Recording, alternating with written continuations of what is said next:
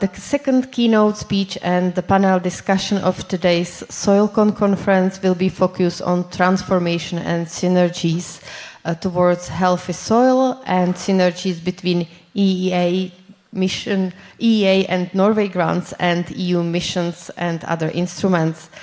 It's my great pleasure to welcome to the stage Mrs. Anna Krčivoščinska, I'm sorry for the pronunciation, from University of Oulu. She will make a keynote speech focused closer on soil mission, and she will highlight the importance of transformation towards sustainability. So, Anna, could you please join us here? I'm going to take this down because I will knock it down. Okay. And there are stairs over there, so you can... Thank you. Okay. Hi, can you all hear me? Hi, thank you very much for inviting me. It really is a genuine honor to be one of your keynote speakers today. Before I start, just a few words about me. I'm an associate professor in environmental social science at the University of Oulu, and I'm also a member of the mission board for the mission Soil. So I will be speaking from this position of a social science and also environmental humanities expert, and from a position of a member of the mission. So this is going to be a slightly different presentation, I think. So in thinking how to start this talk today, I wanted to stress the urgency of our action on soils.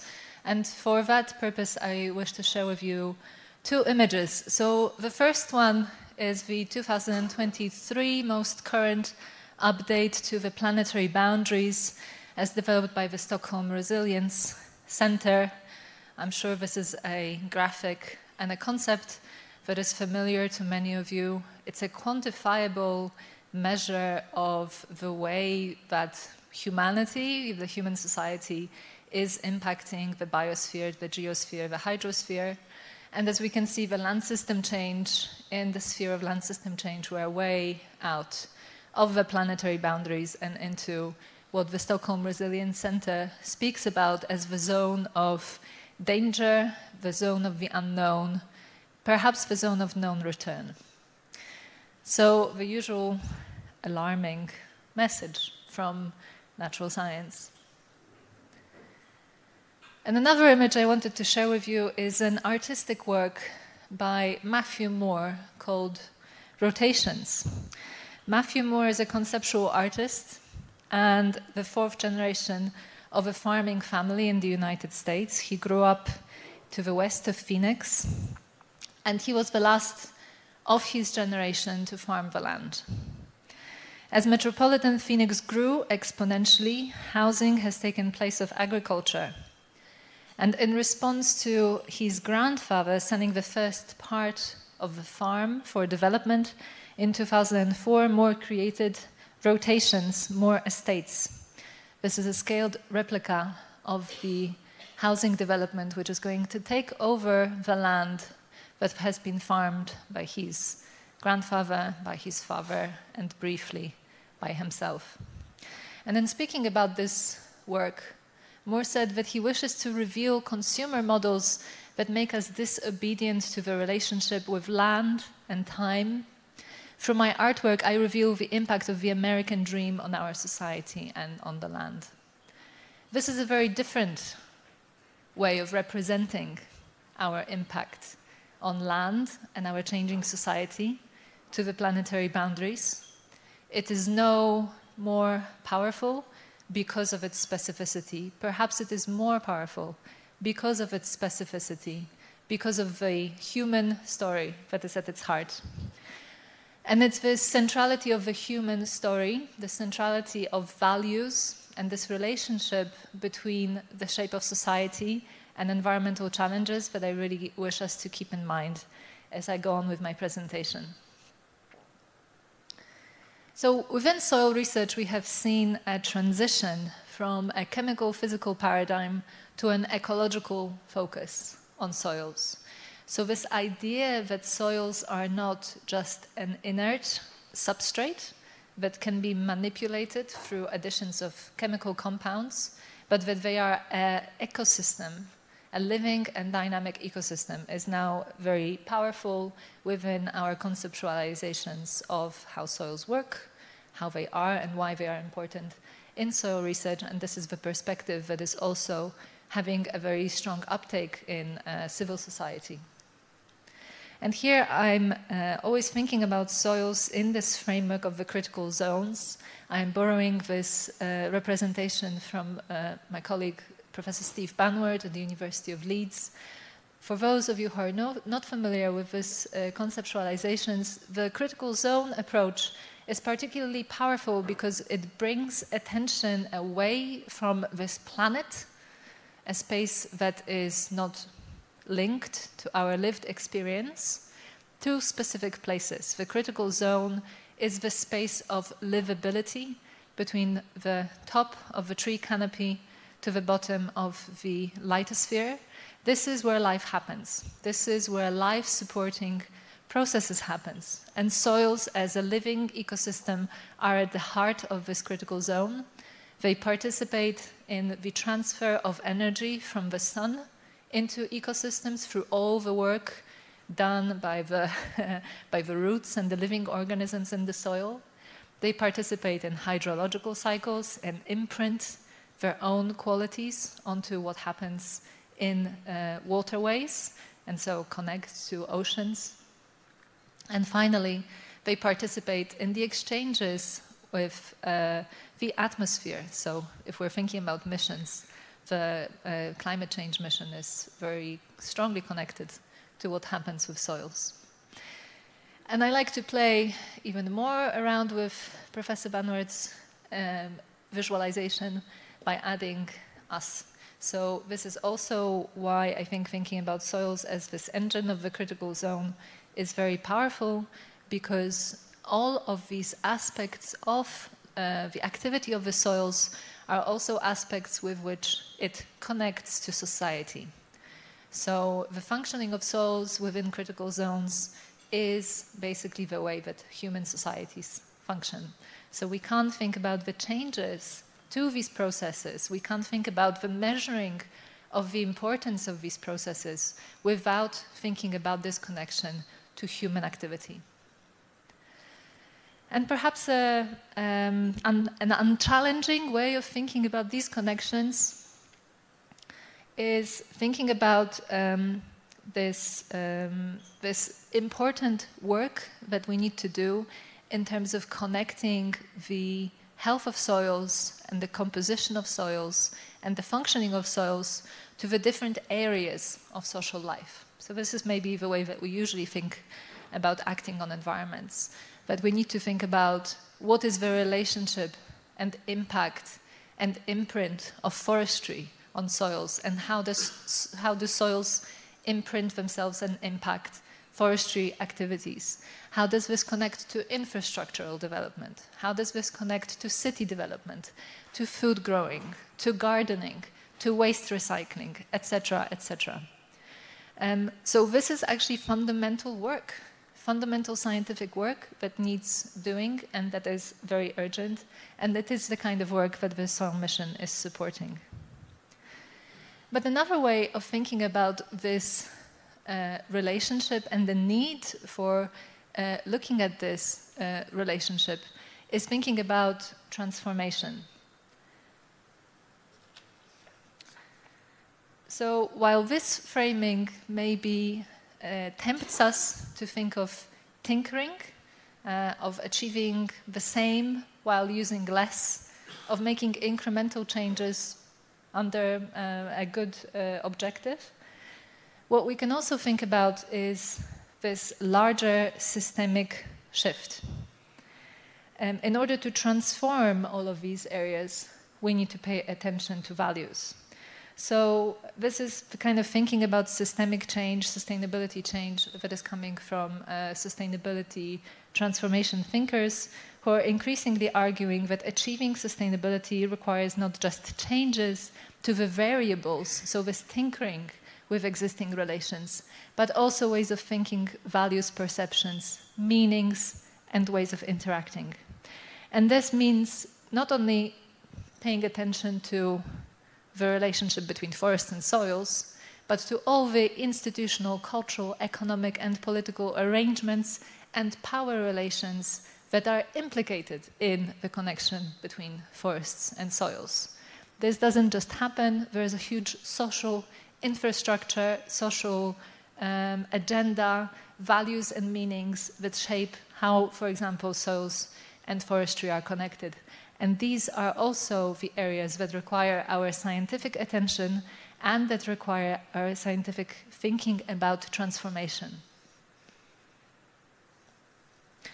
This is also why I really value the approach to understanding the relevance of soil research, broadly understood not just in natural sciences, to sustainability transformations as developed by Professor Bauma, Professor Ratan Lal, and now taken up by the Global Soil Partnership under the Food and Agriculture Organization.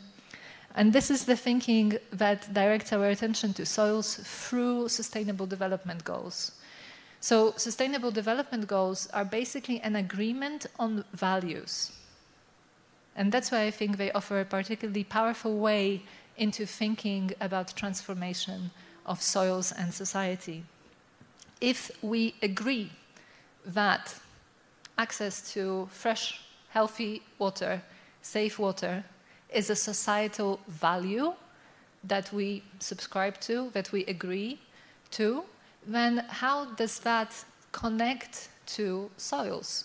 What does that demand of different groups, agents within society to do in relation to soils? So starting by values rather than by industries or even material circular streams really opens up, and this is also something that Michał Miedziński was talking about, really opens up the possibility for impact and also the possibility for involving different areas of social, economic and political life in this overall work of improving soil health so that these key values of sustainable development goals can be achieved. And what this kind of work then requires, this transformative work, it requires transdisciplinarity. So we really need to move from this idea that the role of research is to speak truth to power. This is a linear concept of the relationship between science and society, which is simply not true. The scientific work that researchers do is already impacted by values shared in their society, specific values of political agents, funding agents, etc. And the idea of this linearity, the speaking truth to power, also doesn't work. We know that predictors of environmental disasters are simply not sufficient to prompt needed actions. So in relationship to soil sustainability and soil health, then, we are moving from speaking truth to power to understanding the relationship with societal, political, cultural and economic dynamics that implicate soil health. And this is an understanding of what is going on, and it is also an understanding of how what is going on has to be changed, has to be transformed, has to be challenged. And transdisciplinarity, for those of you who are not familiar with the term, means working from the onset with the agents of transformation. So we're talking here about research that happens in social groups, not on social groups, with societal actors, not on societal actors, not doing the research first and then telling people how to act, but from the beginning deciding the priorities, the procedures and the outcomes of the research with the people, the society that we are tasking with changing in their relationship to soil health or in any other aspect of the sustainability transformation. And I'm pleased to say that I can see, as a member of the mission board, that transdisciplinarity and transdisciplinary ambition is really central to the work that the mission is doing. It is visible in its research and innovation program, in the way that the calls are being structured, and in the kind of work that is being funded. The living labs and lighthouses are a particular engine of this transformative transdisciplinary work, and I will talk a little bit more about them in a moment. The way that soil monitoring is being thought about and developed is also offering openings for transdisciplinarity, and certainly the soil literacy, communication and engagement that Ursula was also talking about, this is a very powerful transdisciplinary pathway. And within the soil mission, we have recently been thinking about the key indicators of success. So what do we, as the mission board members, believe is necessary for the mission to achieve its objectives? There was a question in the previous session about, are these objectives realistic? Well, these are the kind of factors of success that we believe need to be in place, need to be encouraged, need to be supported in order for these ambitions to be realistic, to be achieved. And you can see there that we are supporting building engagement with society at various levels. We put stress on co-creating activities to drive collective experimentation and this ownership of solutions from the start. We put stress on involving policymakers and other governance authorities in the co-design of solutions, in the co-design of processes. And governance is obviously not just politicians. Governance is companies, governance is civil society organizations, anyone who is involved in creating, you could say, who is the powerful stakeholder, is involved in creating the reality that we live in. We put a stress on taking consideration of how land use is related with social, cultural, and economic needs.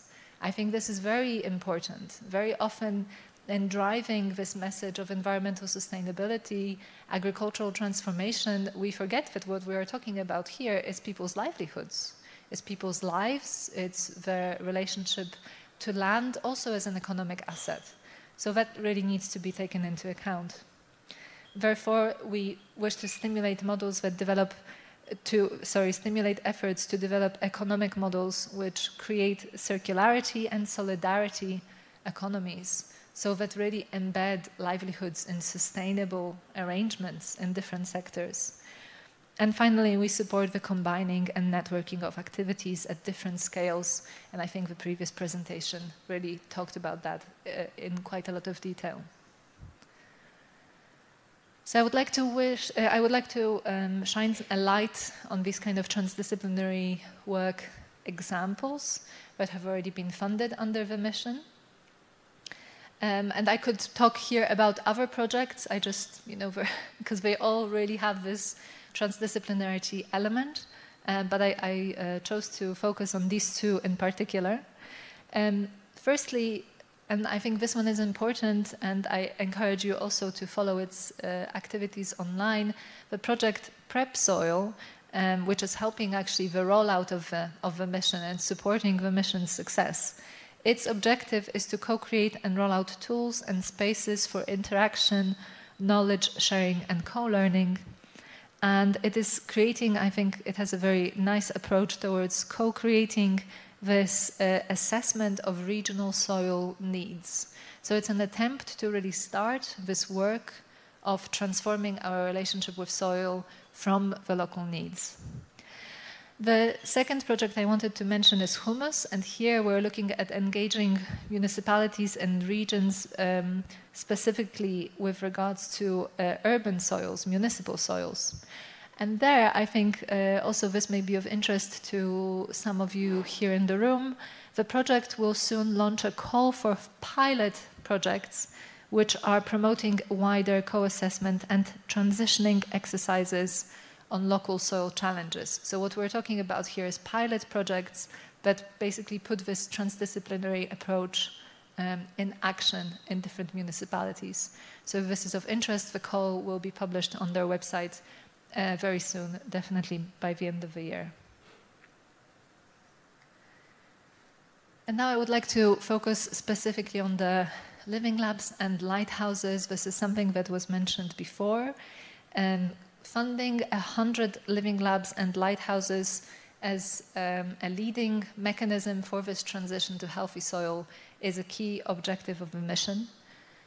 And I'm borrowing here a slide from my colleague Muriel Mambrini, who's really the specialist in living labs, so I'm putting on her hat for a moment. Living labs are these open innovation arrangements. So their principles is co-creation with users in reality.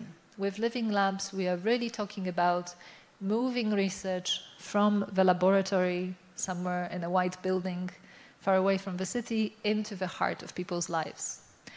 And their values of knowledge, supporting economic models and supporting social change are very important. So what we're talking about in a living lab is having multiple actors with complementary knowledge, so with a shared objective, with a shared kind of knowledge need, and also a strong inclusion of social and behavioral sciences. Perhaps a leading from social and behavioral sciences, that would be nice to see. Within the mission framing, then, living labs are these real-life sites, and they can be in urban or in rural areas, in which people from various sectors and backgrounds test solutions in a co-creative manner. And within the way that we are approaching the living lab funding in the mission, each living lab is composed of a number of sites in a particular region or in a particular country. And then these different sites work together at a regional or sub-regional level.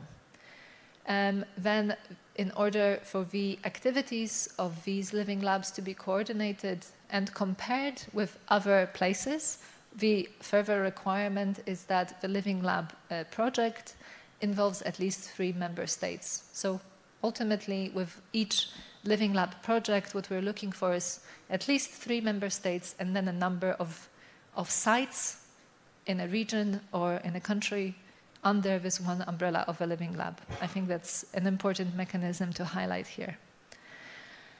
The lighthouses, in contrast, or in addition, are places, spaces, arrangements which can already showcase good exemplary practices. So they are the places for demonstration, for framing, and for communication. And we will be rolling out in the mission the funding for living labs and lighthouses in these 3 phases, as you can see here.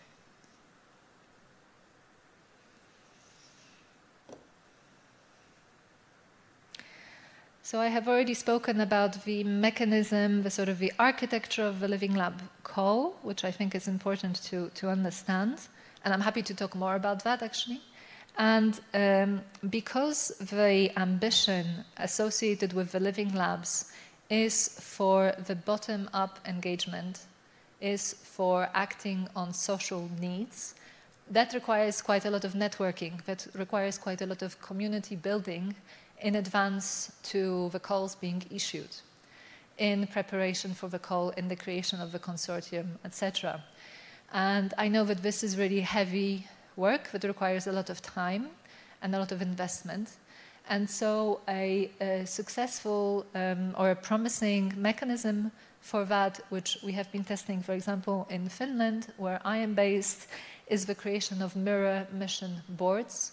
In Finland, this is composed of the national contact point for the mission, so someone from a key funding agency, as well as representatives from, for example, the Ministry of the Environment, and it would be nice to have a key stakeholder from the land use sector.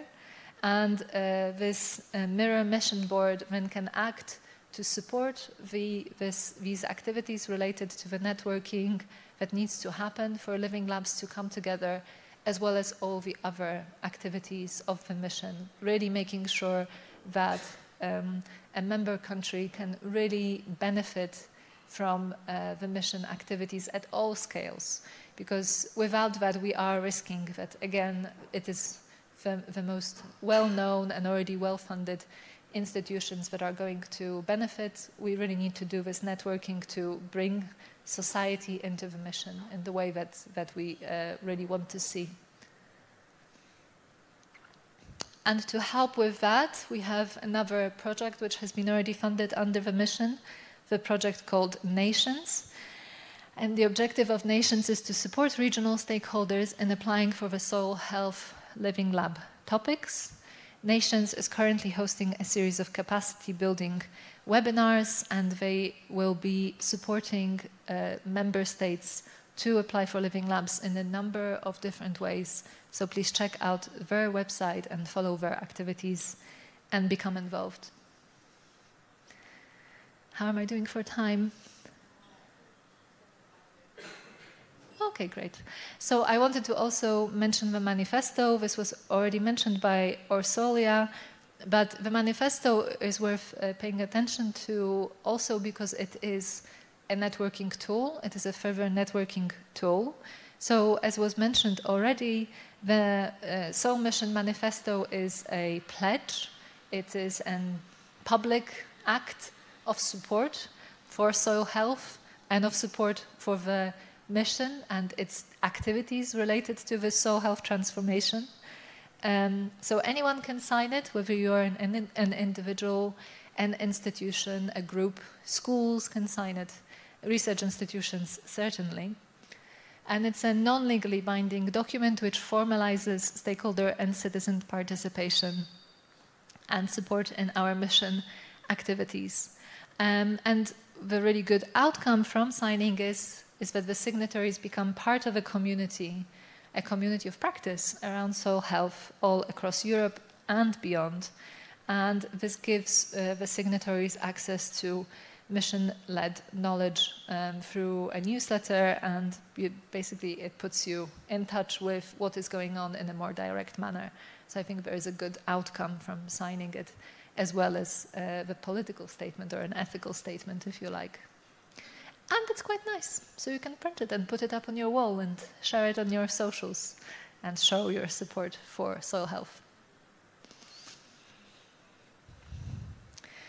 So to recap my presentation, my main messages for you today is that achieving soil sustainability really requires transformation, and that this transformation is a societal transformation, a transformation of social relations with soils at all levels and everywhere. And for us to achieve it, we need to develop a better understanding of the current relations with soils that we have as society when it comes to cultural, economic, political, or other aspects, and an understanding of how to transform those. This is fundamental work. And this fundamental work is also transdisciplinary work. It requires research that happens in society, not on society, and this is the approach that the mission is promoting through the Living Lab network, but also through our other activities. And in homage, in recognition of my status within the mission board as a humanist, as a social scientist, and also to bring this sensibility to this room, to our preceding discussions, I would like to share with you a poem, a soul poem by Adam Horowitz from his wonderful book, The Soil Never Sleeps. I really think this is an excerpt which stresses this importance of values to our undertaking, our shared undertaking here, and also stresses the importance of being humble, of paying attention to the way that our knowledge production, our activities can act in the world. I would not dare now to say I knew anything of land. It has no master, only people who strive to learn and understand the minutes of it and the hours. The earth moves faster than we can comprehend. So seek a segment, find a strand of it that you can love. Listen to the movement in one hedge, attune to it. See what it will give, make no demand. if you've listened, you'll know we're balanced on the edge between oblivion and life.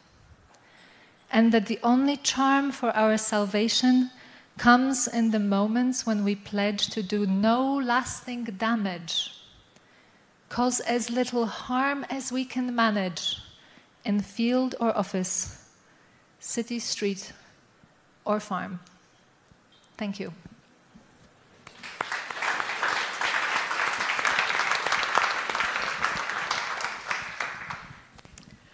Thank you very much. Anna, please take a seat on the stage and we will continue with the panel discussion. But before, any question from the audience to Anna? If no, I have one. I think from your presentation it was very obvious that there is a lot of benefits from the transformation towards healthy soil and that the researchers can benefit a lot. But what are the opportunities for companies, meaning small and medium-sized companies, meaning startups? You know, I come from the innovation agency, so I will always talk about the startups because I think this is also a very important aspect for our future and our sustainability. I think we are seeing a bit of a shift, I think, in sensibility. We're seeing a shift in the attention to place and in the attention to the importance of place, of the health of place, and the working of place. The way that good environment, in other words, is not just something that supports economic activity or that supports the industry.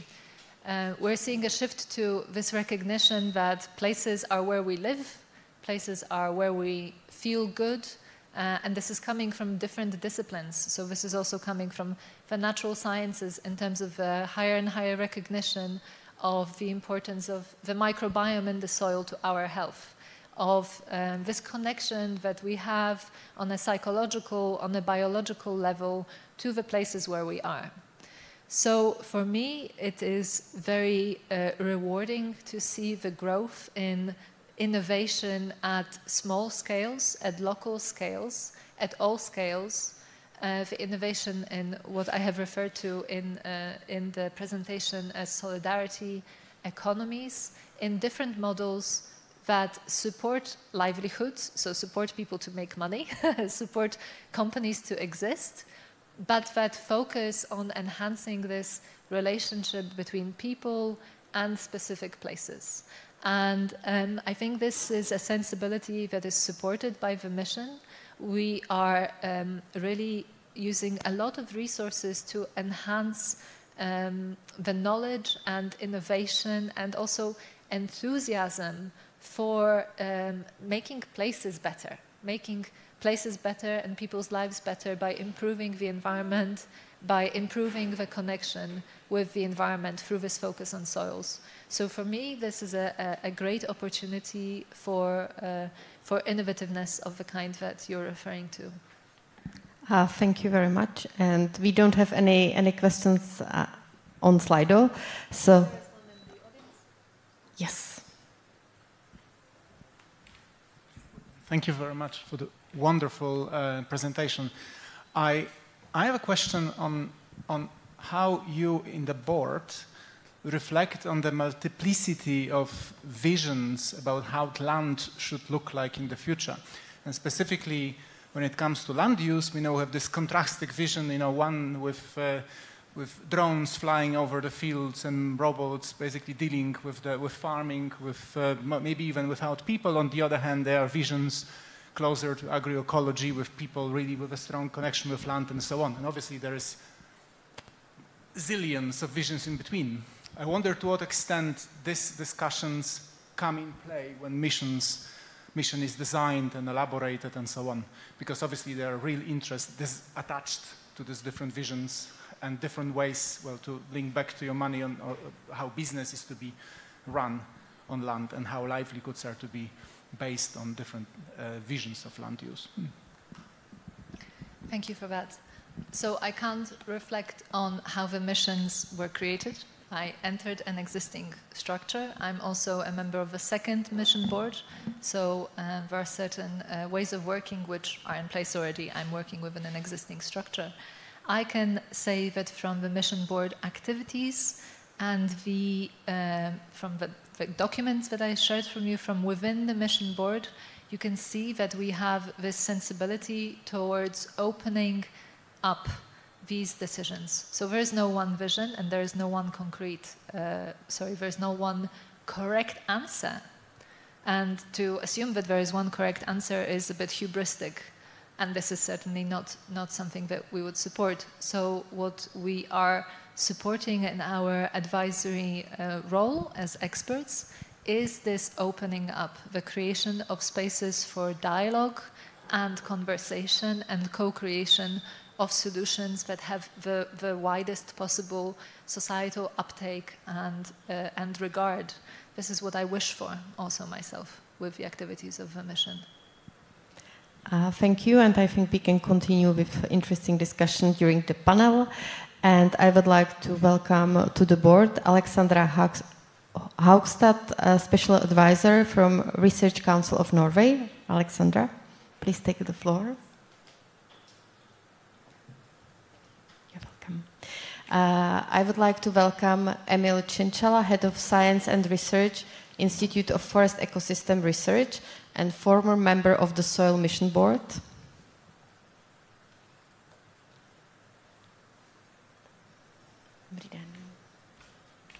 And last but not least, I would like to welcome Per Stolnake, Director of Research in Norwegian Institute of Bioeconomy Research. And I will not forget now, in the audience, we have Asdis Jonsdottir, Sector Officer, Research and Education from Financial Mechanism Office, and she will take the notes and remarks of our discussion, and she will present it later in the afternoon. So, welcome all. And I have one question which was not prepared in advance, but it came into my mind when you were presenting very interesting projects which have been funded under Soil Mission. Where can we find information about all these projects? Because, for example, you said there will be a pilot call for cities, and I think it can be very interesting for our cities, but nobody knows about it. So is there any place where we can find all the information about different pilot calls and so on and so forth? Because there is many projects going on, and it's very difficult to navigate yourself within this complex picture, let's put it this way. I'm very pleased to be able to offer a very concrete answer and an existing solution. So indeed, as of this month, as a matter of fact, the mission board, the Mission Soil has a newsletter. If you just Google Mission Soil, you can find us. You can find the website and subscribe to the newsletter. And the newsletter includes all the updates about the funded projects and about their activities, as well as other events, opportunities related to the mission. It really is a very valuable resource, and I encourage you to just find us, subscribe, and receive the newsletter directly to your inboxes. Thank you very much. It was a very acute question, and I had to ask. So the panel will be about evaluating the current state of Soil Mission, and we will also comment on possible synergies between Soil Mission and EEA and Norway grants. And I have a first question to Mr. Cinchala. How does Czechia stand in comparison to neighboring countries in implementing Soil Mission?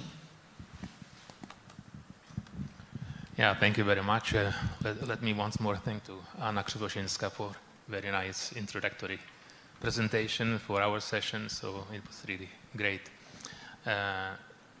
Well, how Czech Republic stands in terms of, let's say, involvement in the project proposals related to the mission to the soil mission. It's well, I looked into that. We are somehow, let's say, medium placed, let's say, among the among the member states, and it could be much better because, as far as I know, we so far do not have any project that would be led or coordinated by a Czech partner, but we are getting increasingly involved in these projects. So I think still place for improvement. I'm aware of, let's say, increased interest from Czech scientific institutions to get involved, and not only institutions but ordinary farmers and even managers of forest enterprises are increasingly interested in what's going on.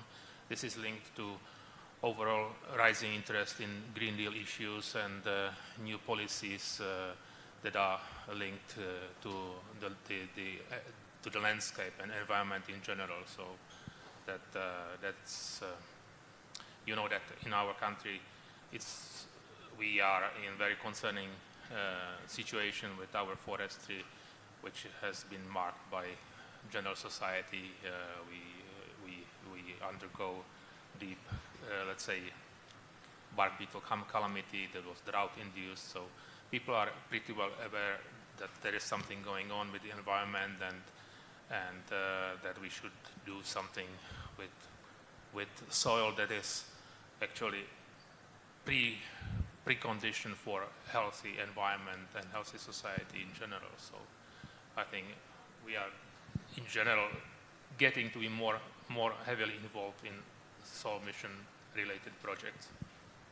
And do you know whether there is any consortium involving Czech entity applying for this call on living labs? As it was mentioned, the call is open now, because just curious if we have anyone applying for this open living lab grant. There are our two universities are actually involved in current proposals, but I cannot say any details now. Yeah, of course. Thank you.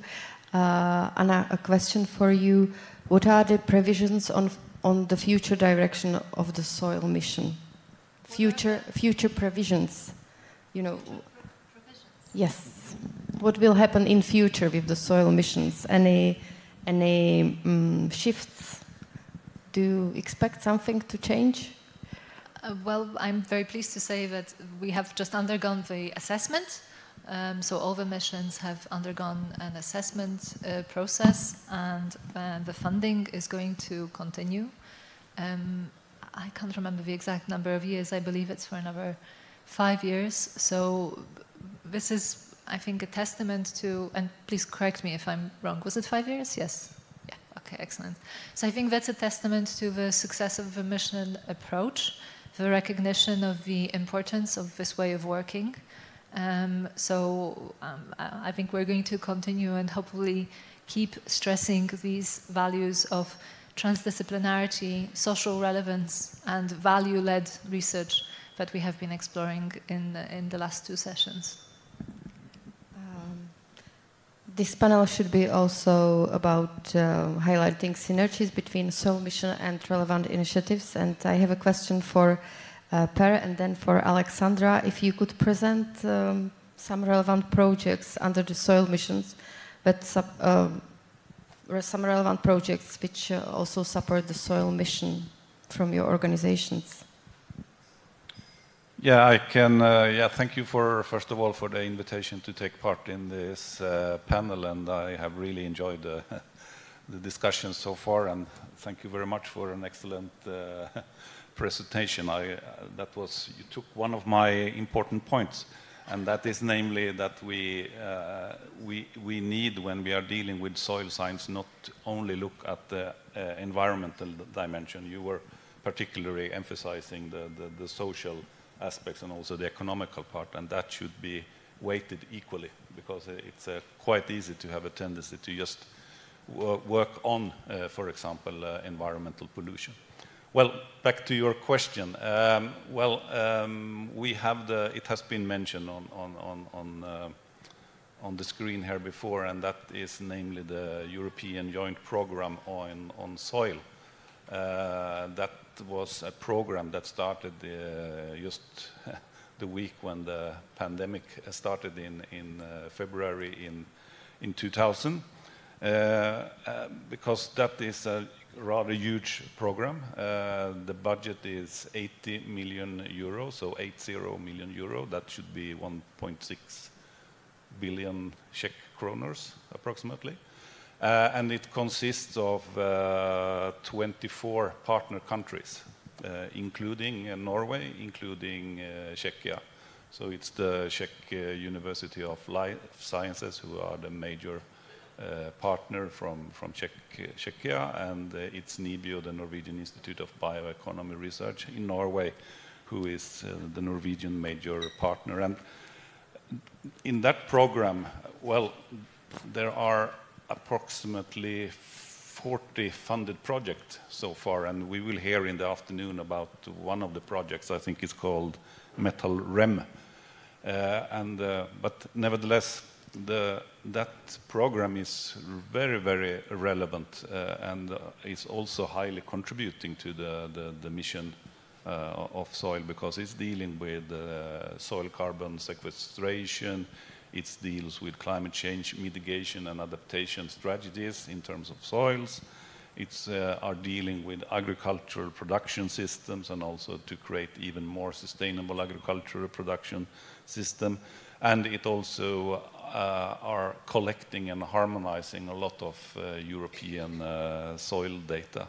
And in the end of the day, they will also create an European roadmap that I hope that can be utilized by the soil mission. And what is also interesting is that they have created also national hubs. So every partner country should have established national hubs. Well, it's actually the discussion arenas where all the necessary stakeholders and actors are working together and discussing prominent issues for each nation. In Norway, we have had such, I think, 3 or 4 such national hub meetings, and we have also initiated a discussion with the relevant ministries in order to make this as a permanent structure. So I think that also is contributing to the living lab and the lighthouse concept. I can also add that in Norway there is a huge focus now on soil issues. This year there will be 2 new monitoring programs starting up. One is dealing with carbon in forest, and the other one is dealing with soil health issues in the agricultural landscape.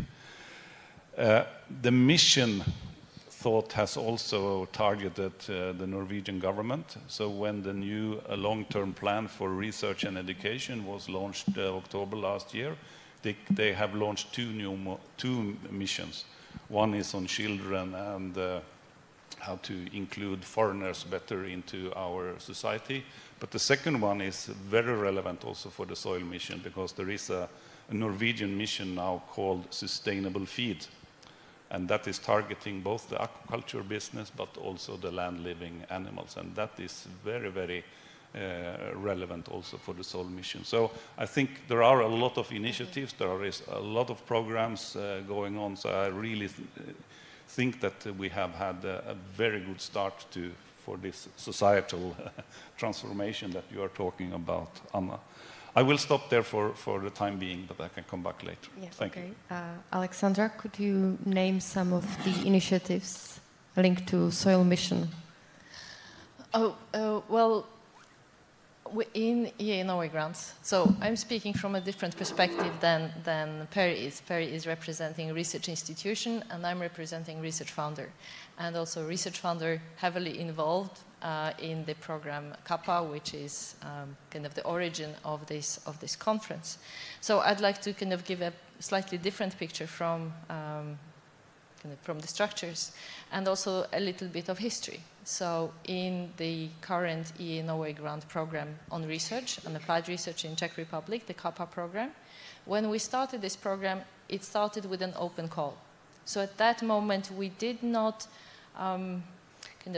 those of us involved in the programming period we did not feel that we had enough information about what would be kind of the right topics to choose for this call, when the objective of the program was to create bilateral cooperation between Norway and Czech Republic. We thought researchers will know, right? Kind of, they will find out who is best fitted to work with whom on what topic. But then it's interesting to see that this kind of the result of this bilateral call is that 1/3 of the projects selected are within the soil mission area. So I think that's a very strong message that on the kind of Norway-Czech axis, and also Iceland is involved in this, we have a very strong concentration of interest and capacity in topics relevant to the soil mission. So, and this is what we're what is behind this. The idea behind this conference is make us realize that there is already an investment. It was not made as a strategic investment with the kind of heading soil, but it is a substantial investment in projects that are running now. They're nearing their completions. PIs present here will know, April 24 will be the end of this project. But there's 7 projects in the Kappa program, but we also have 22 projects across the countries involved in similar programs in the Baltic states, in Poland, Romania, and Portugal. And the total project, total number of bilateral projects supported by ENOE grants is actually more into 350s. So we have a funding mechanism which is, it's not a national funding mechanism, so it's not a European funding mechanism, it's something in between, because it does require projects to have partners from both the Czech Republic or Poland, the country running the program, but also have Norwegian partners. So we have projects that are smaller than Horizon project. They are on average €1 million, 3 years duration. Sorry. But we think that they can be a good preparation towards Horizon applications. And also something that needs to be mentioned about the Kappa call was that it was also requiring research organizations to involve end users of their research in the project. So companies, NGOs, or public entities had to be part of the project. So taking a step also towards the bilateral, the transdisciplinary approach. So this is our hope, that these projects that have been invested by ENOE grants can be a basis to build on for engagement in soil mission. But in order for this to happen, returning to your first question, we need to know about this. So where are these projects? How can you find the list of them? And this is also something that this conference will deliver. So in the post-conference information, you will get a list of the projects, and finding ongoing projects is always the hardest. Yeah. But I can stop it here. Yeah. Thank you. I think you just stole one of my questions, because I wanted to ask how to involve other entities than researchers, So, and you said that in Kappa program, the research organization had to involve the end users, meaning also the company. So I think this is very positive. Per wanted to add something?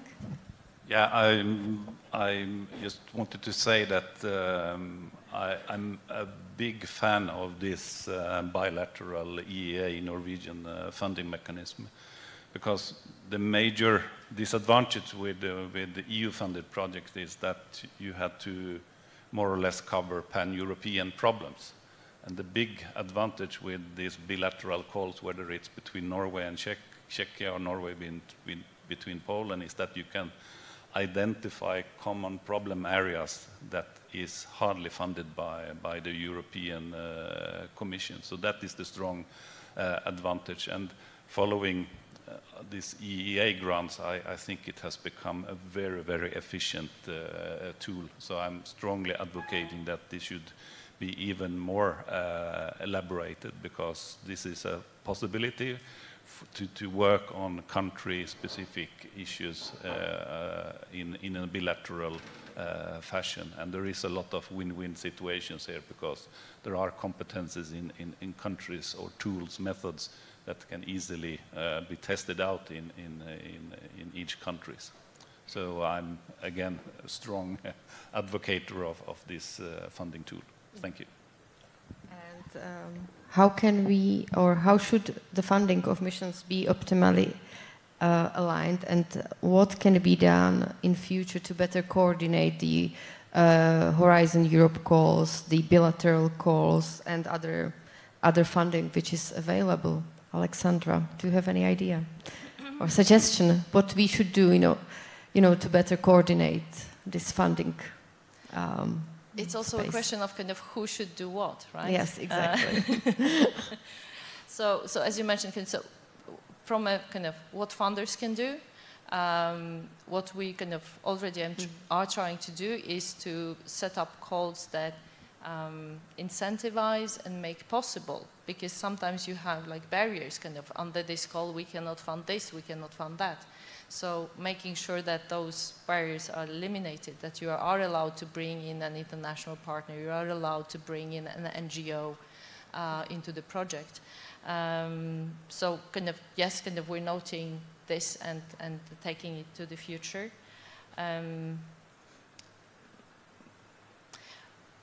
But I'd like to point to kind of a big challenge for the ENOA grants is time. Kind of we have, kind of as I already mentioned, kind of there is an end date.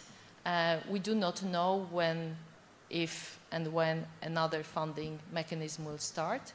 So providing kind of one big challenge that kind of somebody else needs to take up is providing bridge funding.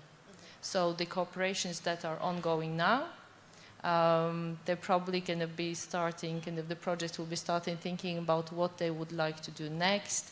How do we get funding also tailored to getting the results from projects further on? So kind of sometimes it can be the same group or the same entities can continue or need to continue the research in this field to arrive at the results. Sometimes this idea or concept needs to be taken up by somebody else, by a startup or by a public kind of local authorities. Somebody needs to work it in a different way. So kind of aligning funding across funding schemes is very important. And I think the first step is kind of having this discussion, sitting down to explain the logic of different funding schemes between funders, so that we can work towards bringing them together. So I think my kind of as the kind of current funding scheme of ENOA grants is getting towards the end, there is not that much we can do. We've done what we could so far, but certainly kind of we're picking up lessons learned and ideas for future, kind of possible future. But I think they kind of we need to kind of, somebody has to pick up the torch, and with the missions working now, it would be very nice if you kind of had a look at the portfolio of ENOA grants and think about, is there something about the competence that has been developed here, the partnership consortia that have been established, the topics that have come out from this project that should be taken into account when planning further mission activities, kind of how to make sure that the mission calls are formulated in a way that makes it possible for the Czech entities to respond to them. And I think Per already mentioned the ENOA grants, kind of because they focus kind of on the bilateral, kind of on smaller, kind of more territorial topic to kind of to pick up on the discussion from the last panel. I think we have a lot of projects that are grounded in the Czech Republic. They kind of often have a foot in Norway or Iceland as well, but they are focused on the local needs and the local challenges.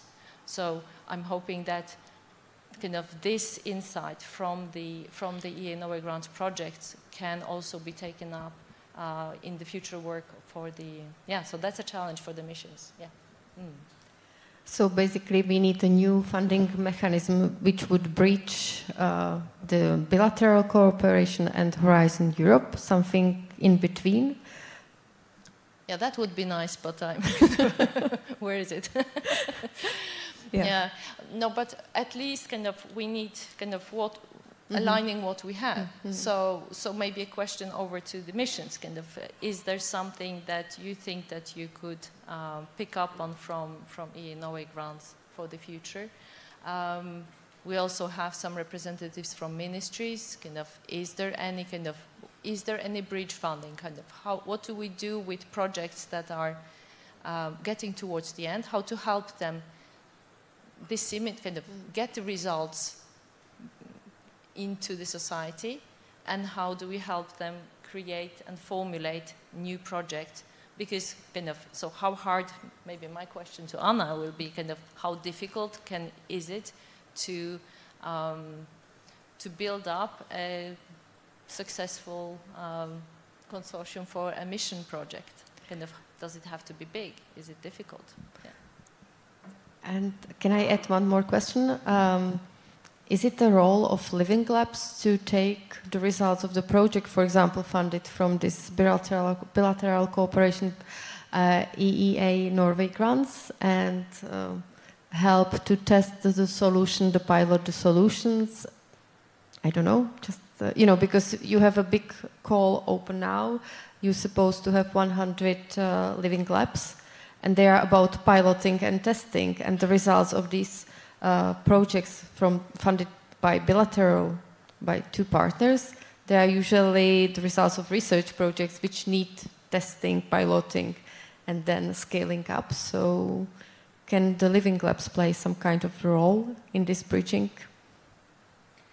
Thank you for these questions. I think it's extremely important to recognize the massive amount of work that goes into building relationships for successful projects, and for especially the deployment of successful projects. So not just the intellectual work, the research work, but making things actually happen in society.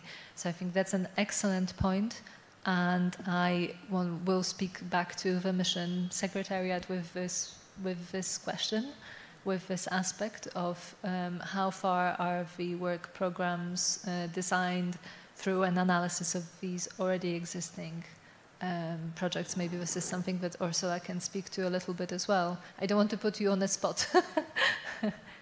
But if there is anything that you can contribute, then I'm happy to.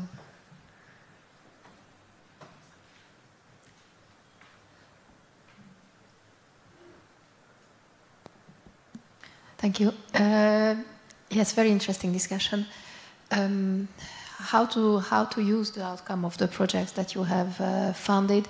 Very interesting from our side to take into account in the future.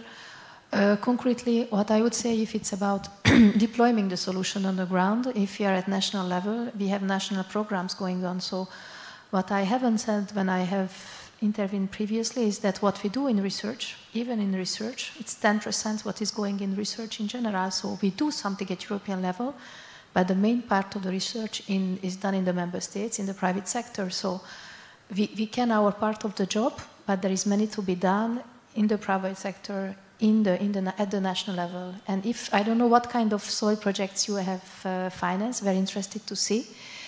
But if they are, for example, related to farming, that is often the case, or related to agricultural activities, then it can be upscaled in the CAP strategic plans. So it is the Czech authorities dealing with the CAP strategic plan that can deploy the concrete solutions. And in fact, what we ask in the case of farmers is cross-cutting modernization of the sector, and it is to link research with practice. Not research that we do on Horizon Europe, research in general, whatever it is. And there an ACI system can help. And community is key. And so, for example, we have the European Innovation Partnership that organized the brokerage event, so helping people to build this community. But there were many different steps that we try to use to hope that it will be built up, because it takes time. But we have some tools The ones that I know are more related to agriculture. So one of the things I put down for myself that we have set up this European Innovation Partnership for the CAP, so in the agricultural perspective, that is a tool that could be very useful in other side. For example, the urban soil issues, for which we do not have yet a European level instrument. So those that I put down for myself. Thank you. And you will have the opportunity to see some of the projects in the afternoon after the lunch. They will make the short elevator pitches presenting their projects and results. I would like to speak to your second question, or there were two questions, and then there was this important comment about the living labs and whether the living labs can be structured around the outcomes of an existing research project. I think that's a very interesting proposal. Of course, the nature of the living lab is that it is not just a research instrument.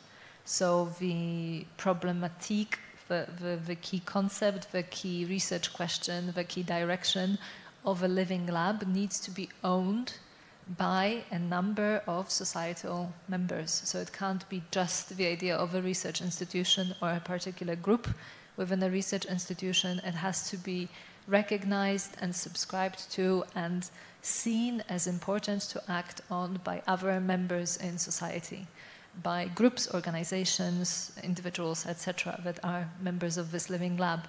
So I can imagine, from my experience of seeing different research project formats, that these research projects that have already been involved in societal engagement from the beginning would then be very well placed to continue their work as a living lab. And perhaps this in itself then provides a further encouragement and impetus for societally involved research, which I was also reflecting about what kind of research we are then encouraging and what kind of research do we then want to see under the mission as what do we see as state of the art, right? And we have to recognize that within the academia, within the research community, this idea that research should be societally relevant, whether it applies to natural sciences, engineering, or indeed social sciences and humanities, is not mainstream. Okay? Even for social sciences that are always given the task of doing the societal engagement, etc., we have had the same pressures as all the other sciences in going for the blue sky, the high theory. Societal engagement has actually been discouraged. Mm-hmm. So we are also kind of seeing here a tidal shift in what we think is the value of research, which I think is really interesting. Thank you. Per, you wanted to add something on living labs, I suppose? Yeah, living labs and lighthouses. And I don't think we are starting from scratch here. If we are looking only at the agricultural sector, for example, there has been more than 100 years, even 150 years of tradition of working together, research and practical farmers, so to speak. So like in Norway or in the Nordic countries, the extension service or the advisory service is working quite fine. And there is a very, very fine or a fast track from research into practical applications when a farmer wants to start up with a new crop variety, whether it's a new wheat or new potato variety. He can quite easily, in a systematic way, be advised and things like that. So we are not, regarding lighthouses, we are not starting from scratch, but in terms of living labs, I understand there is a totally different concept where you should start with more or less with an open question or open problem, so you get that co-creation and really targeting the real problem. But my major message, we should not forget that there is already a strong linkage between research and practical farming. Thank you for this remark. Can I ask Anna to present the opportunities of living labs in more details, because this concept is not very well known in Czechia. We don't have a lot of living labs in Czech Republic. I just checked the map and I think we have just one. So could you please elaborate a bit on the advantages of living lab concept, and just to encourage the participation of Czech entities into this concept? Yeah, thank you. I think that's an important question, an important opportunity.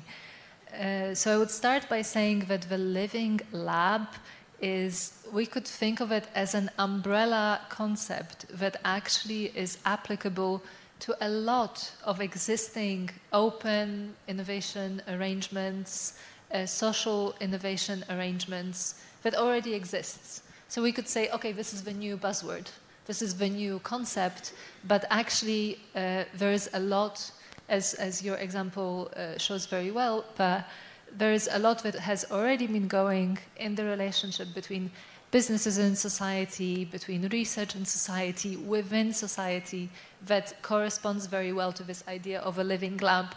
Because what characterizes a living lab is the principle of doing research that is locally relevant, that engages different actors in society, and that is co-created.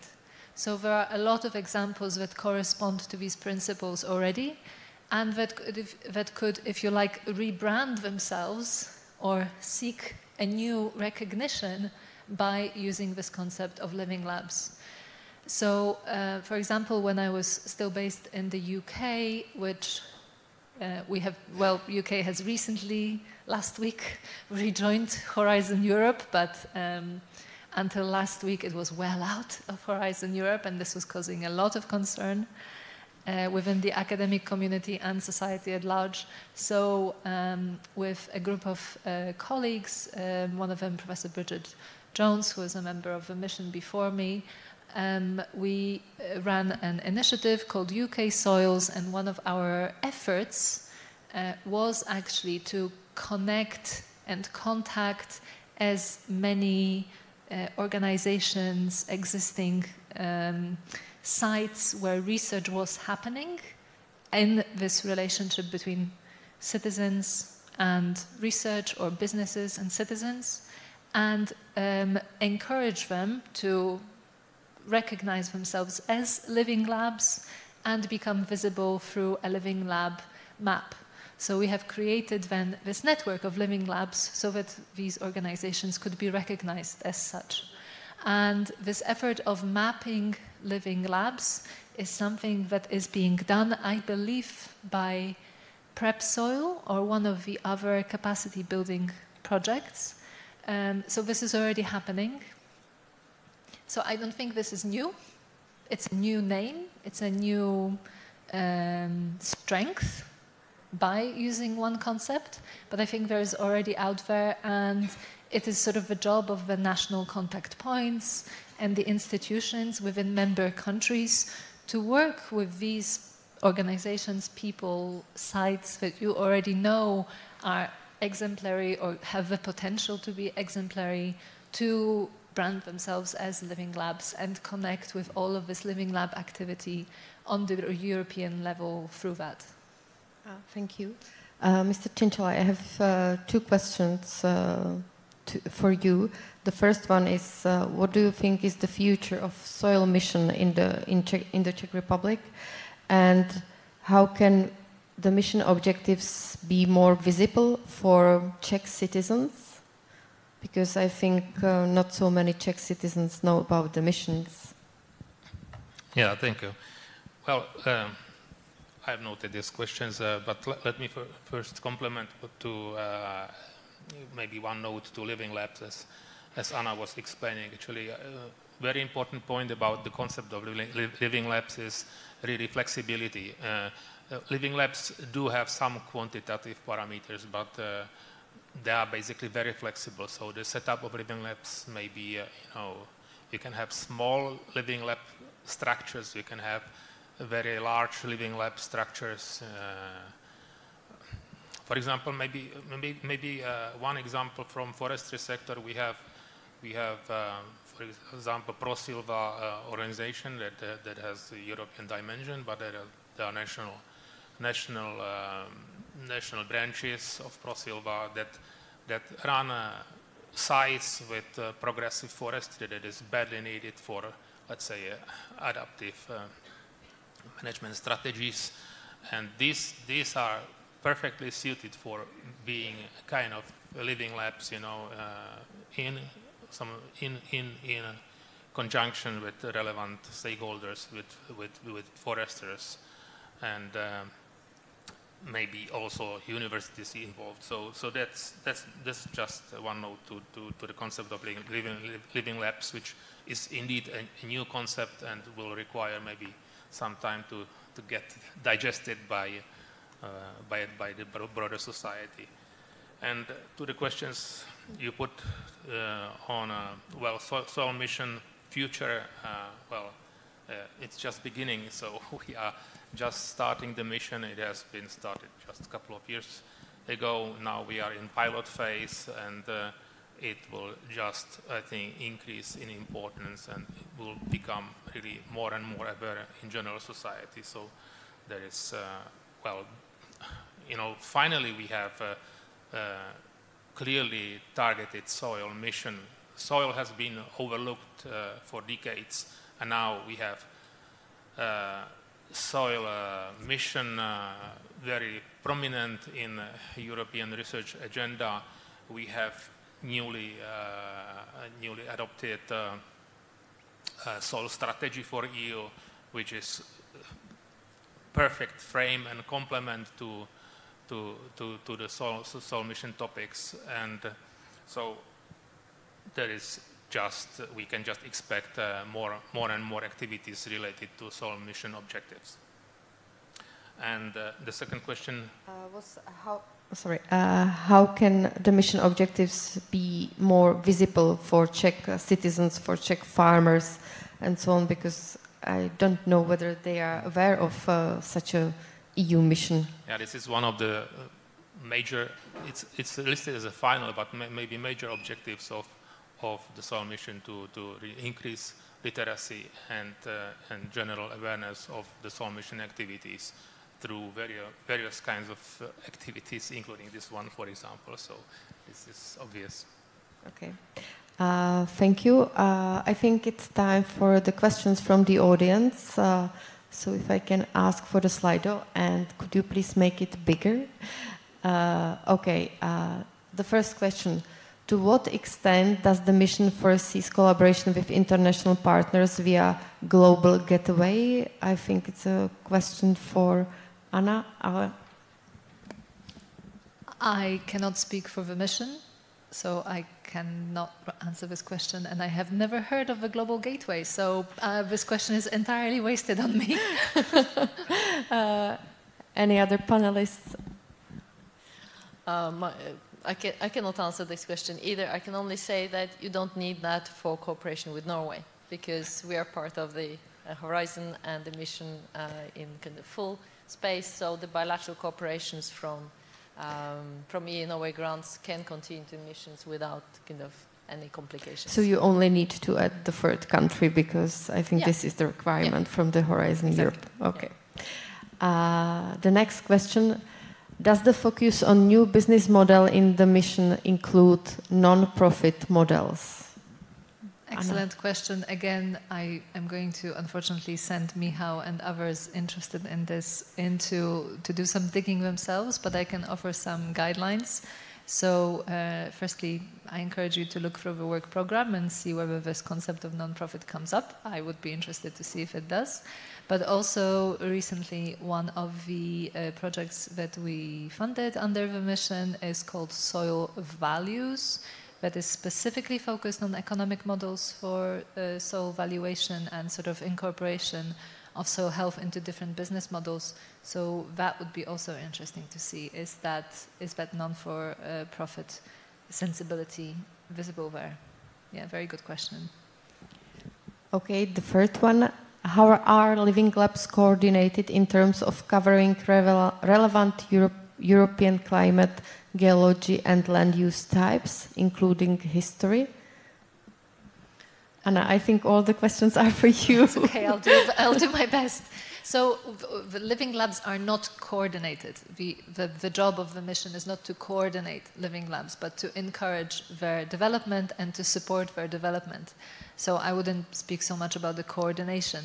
Certainly when it comes to the evaluation of the living lab proposals, the mission will be looking for a diversity of climates, geological conditions, land use types, social, cultural, economic and political contexts. So unexpectedly, the objective will be to have living labs that are spread out across these different contexts in these different conditions. May I have a question? Because I know there is a European network of open living labs. So how is it connected with your call? So is it somehow interconnected? Or is it a different group? The network is itself, I mean, it exists, it is independent. There is also the network for agroecology living labs, which is also relevant here, but they are independent organizations, and all that you can say there is that they show the influence and the growing importance of this living lab concept. So they will be, their members will certainly be well placed to participate in the calls. Mm-hmm.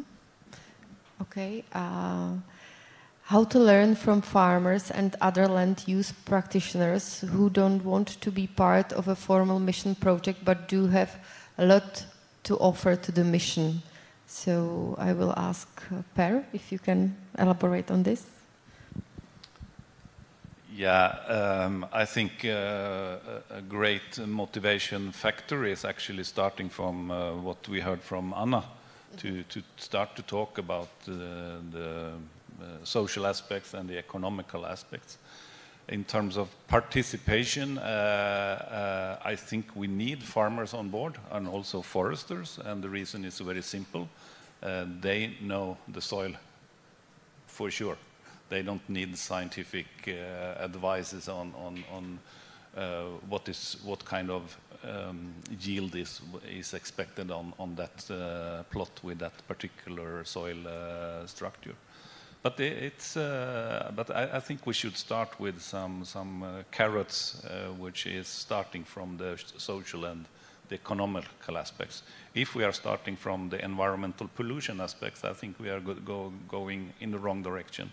I see, unfortunately, that this new soil directive is very much on environmental pollution. It should be widened up in order to cover also the social and the economical aspects, but that's my personal opinion. Anna? So in response to that question, I wanted to draw attention to the fourth pillar of the mission, which is citizen engagement, soil literacy. So first of all, that translates into a huge funding effort under the work program for projects that specifically connect to this aspect and therefore who seek to create this broad societal engagement with farmers and all other citizens around questions of soil health. And these are not just designed as unidirectional flows, but bidirectional flows of knowledge and value and importance. And so, for example, the project Prep Soil, which I have mentioned before, here also, we are seeing that one of the main activities that the project is already undertaking is this creation of local forums for the discussion and articulation of specific soil needs in specific areas. And if you look at any of the projects that the mission has funded, there's always this kind of element of co-production included in the projects. So there's going to be a lot of opportunity to, I mean, this is the objective of the mission, right? To go forward through a broad engagement, through some sort of a shared sense of purpose. So there's going to be a lot going on there without sort of formal participation, but a lot of soft participation opportunities. Thank you very much, Anna. I think we have a question for Alexandra. Are there networking activities, exchanging activities between the bilateral projects under EEA Norwegian grants? Yes, and you are attending it now. So yes, so this event is one in a series, and it is open to all participants in the EA Norway Grants bilateral project. It is open also to participants from similar programs under EA grants in other countries, and it is also open, and we've been also reaching out to other EA Norway grant programs, because we haven't talked about this, but there is also in the Czech Republic a EA Norway grant program on environment. There is one on green business and education. So there are projects also ongoing in other programs that can be relevant here. But yes, so we have this event on the soil mission. There will be an event on the ocean and waters mission in Portugal, hosted by our colleagues working there. And there will be a mission for the climate adaptation mission and the carbon neutral cities. There will be an event in Warsaw, to which also to both those events, Czech participants are also invited. So yes, we're doing something, and also the projects. We hope that this event will play a role. I think I can take the next one as well. I think all of you can take the next one. But I think you are doing a lot of networking activities. This is what I wanted to say. So the last question: culture, stakeholders, artists are obviously of high importance to make emotions and convictions sensible.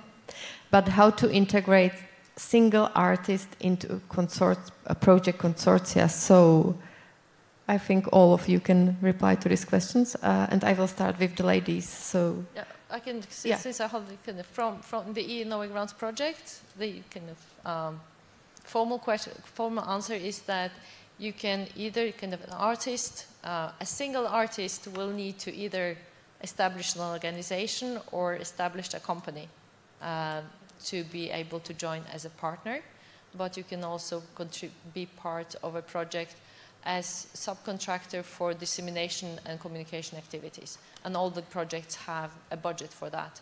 So that would be nice. I think we've seen some of that, and it is highly encouraged. Yeah.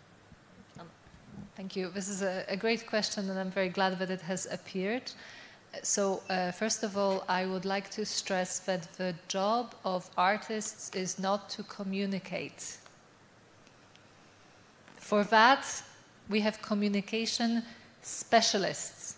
There are excellent people out there who are trained in communication of science and in communication of knowledge. So if that is what your project needs, go to them. The job of artists is to create, and it's to create a new sensibility, and it is to create a new approach. So actually artists should be thought of as researchers. And there are many organizations in Europe that are called artistic research organizations. For example, Bauhaus, and we can see that the next mission will be the European Bauhaus.